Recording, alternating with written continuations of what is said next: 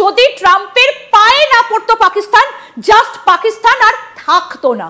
কি এমন ঘটেছিল সেটা এবার আপনাদের সামনে আমরা তুলে ধরবো। কর্নেল চৌধুরী, কি এমন ঘটেছিল? এই ছবিটা দেখলে কিন্তু বোঝা যাচ্ছে যে কিভাবে রীতিমতো সেজে গুজে প্রস্তুত। দেখুন, সেই রাত্রিতে তো আমরা অলরেডি আপনারা বারবার বিভিন্ন জায়গায় শুনেছেন, ওটা আমি আর রিপিট করতে চাই না, যে 11টা এয়ারফোর্স বেস মেরে গুড়িয়ে দেওয়া হয়েছিল এবং ছবি দেখেছি আমরা, প্রত্যেকটা ছবি দেখেছি কি অবস্থা ছিল ইন্দিরা ওই এয়ারফোর্স বেসগুলো। আমরা ইতিমধ্যে ডিজিএমও এবং ডিজি এয়ার অপারেশন এবং ডিজি নেভাল অপারেশন ও director general naval operation, director general air operation already দেখিয়েছে। আজকে আবার আড়াইটের পর প্রেস মিটিং আছে, আমরা আরো জানতে পারবো। আরো আমি বলছি দিন যত এগোবে আমরা জানবো এক্স্যাক্টলি কি কি হয়েছে। কিন্তু আমি ওই ইন্দিরা, আপনি যেটা জিজ্ঞেস করলেন 10 তারিখ ভোর রাত্রি কি হলো, আমি বললাম 1:44 একটা আঘাত হলো।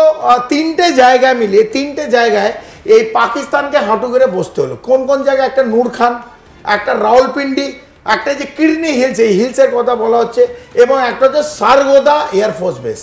এই 3টে জায়গা, রাওয়ালপিন্ডি তো আমি জায়গার নাম বললাম, এই 3টে জায়গা পাকিস্তানকে হাঁটু গেড়ে বসিয়ে দিয়েছিল। এই কিডনি হিলস যার কথা আমরা বারবার বলছি, যেটা সারগোদা এয়ারফোর্স বেসের একদম গায়ে লাগানো, 1:44 সময়, 1:44 রাত্রিরে আমরা আসবো, সেই জায়গাটাতে আসবো, কিন্তু তার আগে আমরা এই শিপগুলো সম্পর্কে, শিপগুলো তো পরে, এই ঘটনাটা পুরো না ঘটলে তো শিপে আসা যাবে না। তো 1:44 সময় যে স্টক পাইল, ওখানে যে জিগির দিয়ে পাকিস্তান আমাদের ভয় দেখায়, আমাদের পাকিস্তান ভয় দেখায় কি নিয়ে? 2, একটা জঙ্গি, আর একটা দেখায় হচ্ছে আমাদের কাছে নিউক্লিয়ার বম আছে। সো নিউক্লিয়ার নিয়ে আমাদের ভয় দেখায়। তো যেখানে নিউক্লিয়ারের স্টক পাইল থাকে, পাকিস্তানের নিউক্লিয়ার স্টক পাইল, সেই জায়গাটা আমরা কিন্তু হিট করেছি। আমি ওখানে সেন্ট্রাল অ্যামিনেশন ডেপো আছে পাকিস্তানের এই কিডনি হিলসের মাটির অনেক তলায়। সারগোদায় আছে, সারগোদার পাশে আমরা দেখেছি রাওয়ালপিন্ডির পাশে আমরা দেখেছি নূর খান। এই 3টে জায়গায় যে অ্যাটাকটা হলো, অলরেডি ডিজিএমও এটা সামনে এনেছে। কেন করেছে সেটা আমরা হয়তো পরে জানবো। আমাদের কাছে যে খবর সেটা আমি শেয়ার করছি আপনাদের সাথে।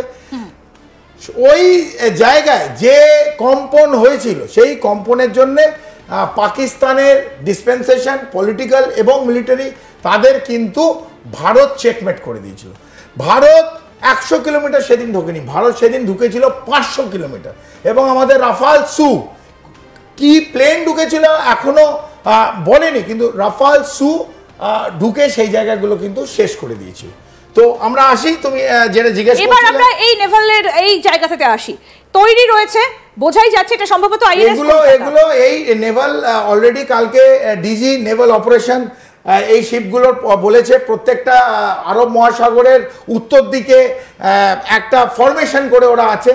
এই নেভাল যখন বেরোয় তারা জেনারেলি যখন এয়ারক্রাফট ক্যারিয়ার বেরোয়, আইএনএস বিক্রান্ত, তারা বেরোয় হচ্ছে with a career battle group, ওরা সিবিজি বলে। আমি সেই ছবিটাও একটু দেখিয়ে দিই। এই যে এই কমপ্লিট যে কমপ্লিমেন্ট অফ যে ব্যাটলশিপ, যেগুলো ব্যাটলশিপ বেরোচ্ছে, এর মধ্যে আইএনএস বিক্রান্ত থাকে, যারা এয়ারক্রাফট ক্যারিয়ার, তার সঙ্গে ডেস্ট্রয়ার থাকে, তার সঙ্গে ফ্রিগেট থাকে, তার সঙ্গে করভেট থাকে, তার সঙ্গে ফিউল ট্যাঙ্কার থাকে। সো এইভাবে INS Kolkata, INS Chennai, ISA Mumbai, INS সুরাত, আমরা দেখেছি বারবার ছবি দেখানো হয়েছিল আইএনএস সুরাতের কিরমভাবে ওইখান থেকে মিসাইল লঞ্চ করে আমরা টেস্ট করেছিলাম। তার সঙ্গে সঙ্গে সেই ছবিটা আছে, আমি সেই ছবিটা দেখাই যেটা আপনি বলছিলেন। এই ছবিটা হচ্ছে এই টেস্টিং এর ছবি। মিসাইল লঞ্চ করছে ফ্রম দ্য ডেস্ট্রয়ার আইএনএস সুরাত। এই প্রত্যেকটা আইএনএস সুরাত, আইএনএস কলকাতা, এগুলো হচ্ছে সমস্ত ডেস্ট্রয়ার ক্লাস। তো আইএনএস প্রথমে এয়ারক্রাফট ক্যারিয়ার থাকে, তারপর destroyer class which are all this ships, আর তার নিচে আছে ফ্রিগেটস আছে, করভেটস আছে। এগুলো ওদের থেকে ছোট কিন্তু ইকুয়ালি পাওয়ারফুল অ্যান্ড পোটেন্ট। এই দুটো ফ্রিগেট, হ্যাঁ, এগুলো ফ্রিগেটস, এটা মাঝখানে ডেস্ট্রয়ার্স। সো এই জাহাজে যখন সিবিসি বেরোয়, দ্য ক্যারিয়ার ব্যাটল গ্রুপ যখন বেরোয়, তখন দ্য কমপ্লিমেন্ট, এটা যেমন আইএনএস বিক্রান্ত দেখছি, এই যে এয়ারক্রাফটগুলো দাঁড়িয়ে আছে, এগুলো হচ্ছে এগুলো এয়ারক্রাফট, এগুলো আমাদের যদিও রাফাল আসবে, আমাদের ইতিমধ্যে চুক্তি হয়েছে, কিন্তু এখনো নেভির কাছে রাফাল আসেনি। This are all MiGs MiG 29K, these are used by the Navy, and এই এয়ারক্রাফট ক্যারিয়ার INS বিক্রান্ত থেকে এরা টেক অফ করে।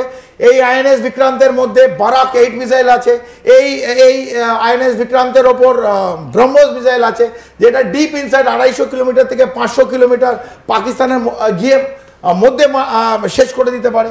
এবং তার সঙ্গে আমাদের আপনি যেটা দেখালেন, তিনটে আমাদের এই যে কালকে যেটা আমাদের ছবি দেখেছি, এই তিনটে submarine, this are all S class submarine. এই সাবমেরিনও আছে, এবং যেটা দেখাইনি তাদের সঙ্গে, যেটা আমরা জেনারেলি দেখাই না এবং জানেও না, INS আরিঘাত এবং INS আরিহান্ত, এই দুটো আমাদের নিউক্লিয়ার সাবমেরিন আছে। দিস নিউক্লিয়ার সাবমেরিন খুব মুষ্টিকত লোকের কাছে এর ইনফরমেশন থাকে, এরা কোথায় যায়, কোথায় থাকে, আরব সাগরের তলায় থাকে না বঙ্গোপসাগরের তলায় থাকে, কোন জায়গায় যাচ্ছে, ওদের লক্ষ্য কি, ওদের অবজেক্টিভ কি। যারা এটা ডিসিশন মেকার তারা ছাড়া এটা কেউ ডিসাইড করতে পারে না। এবং যারা ক্রু আছে তারা এরা ভেরি ভেরি সেন্সিটিভ, আমরা এটা পাবলিক ডোমেনে এত বেশি আলোচনা করি না। কিন্তু আমাদের কাছে এই যে বিভিন্ন যে নেভাল শিপস আছে, এইটা কিন্তু পাকিস্তানের ওপর একটা বিল্ড আপ প্রেশার হয়েছিল, ম্যাসিভ বিল্ড আপ, কারণ চারিদিক দিয়ে কম্প্রেস করে দিয়েছিল। এবং ভারতবর্ষের নতুন ওয়ার ডক্টরিন দেখালো যে line of control, international border, ভারতীয় সামরিক বাহিনী আর্মি ক্রস না করেও পাকিস্তানকে হাঁটু গেড়ে বসানো যায়। এটা আজকে আমরা না, পুরো বিশ্ব দেখেছি। It is a new war doctrine. মানে কিভাবে ভারত রেডি ছিল সবকিছু নিয়ে, সেটা এক প্রকার পরিষ্কার, এবং খুব সুন্দরভাবে কর্নেল চৌধুরী সেটা তুলে ধরলেন।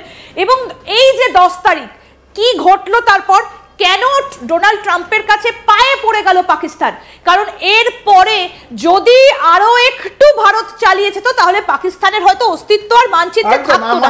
একটা কথা আপনি বারবার বলেছেন যে কোনো একটা জায়গায় গিয়ে ভারতের পতাকা আমরা তুলে দেব, সেই সময়টা কি ভারতকে আরেকটু নেওয়া উচিত ছিল বলে আপনি মনে করেন? দেখুন, এই ডিসিশনগুলো তো খুব স্ট্র্যাটেজিক ডিসিশন।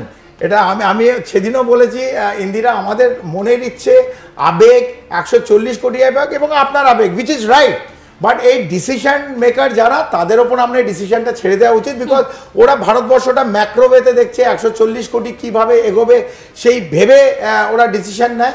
এটা আমার আপনার তো মনের আবেগ, আমরা চাই যে জায়গাগুলো বললেন সেখানে তিরঙ্গা উঠতে চাই। আমার যদি মনে হয়, আমি তো সামরিক বাহিনী, আমি লড়তে জানি, আমি কূটনীতি অত জানি না। আমার অবজেক্টিভ দিয়ে দেবে, এবং আমার এক্সিকিউটিভ মানে আমার প্রধানমন্ত্রী এবং যারা decision maker, cabinet committee of security, আমার অবজেক্টিভ দিলে আমি সেই অবজেক্টিভ পূরণ করব। এবং আপনাদের কাছে ভারতবর্ষ যারা দেখছেন, ভারতের সামরিক বাহিনী আজ পর্যন্ত